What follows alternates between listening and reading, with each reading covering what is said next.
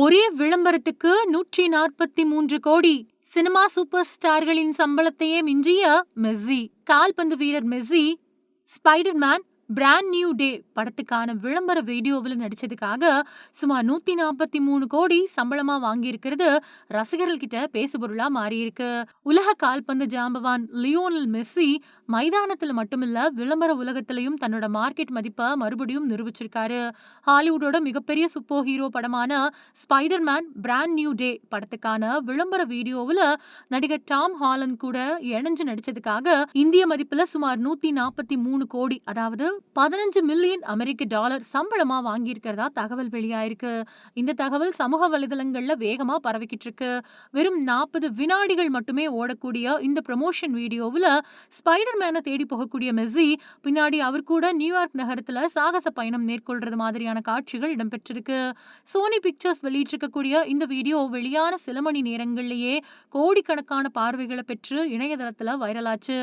Messi வாங்கினதா சொல்லப்படக்கூடிய இந்த 143 கோடி சம்பளம் இப்போ சினிமா உலகத்திலையும் பேசுபொருளா இருக்கு.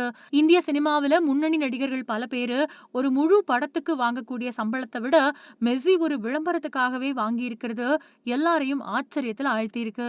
குறிப்பா இந்த தொகை உலக அளவுல விளையாட்டு வீரர்களோட வணிக மதிப்பு எவ்வளவு உயர்ந்திருக்கு அப்படிங்கறதையும் வெளிப்படுத்துது. மெஸ்ஸி ஏற்கனவே அடிடாஸ், பெப்சி மாதிரியான பல சர்வதேச நிறுவனங்களோட பிராண்ட் தூதுவரா இருந்துட்டு வராரு. மைதானத்துல அவர் படைக்கக்கூடிய சாதனைகள் மட்டுமில்ல, உலகம் முழுக்க இருக்கக்கூடிய ரசிகர் பட்டாளமும் அவரை விளம்பர நிறுவனங்களோட முதல் தேர்வா மாத்திருக்கு. அதனால அவர் இடம்பெறக்கூடிய ஒவ்வொரு விளம்பரமும் உலகளாவிய கவனத்தை ஈர்க்குது. இதுக்கிடையில இப்போ நடந்துட்டு வரக்கூடிய 2026 ஃபிபா உலகக்கோப்பை தொடர்லையும் மெஸ்ஸி மீதான எதிர்பார்ப்பு உச்சத்துல இருந்துச்சு.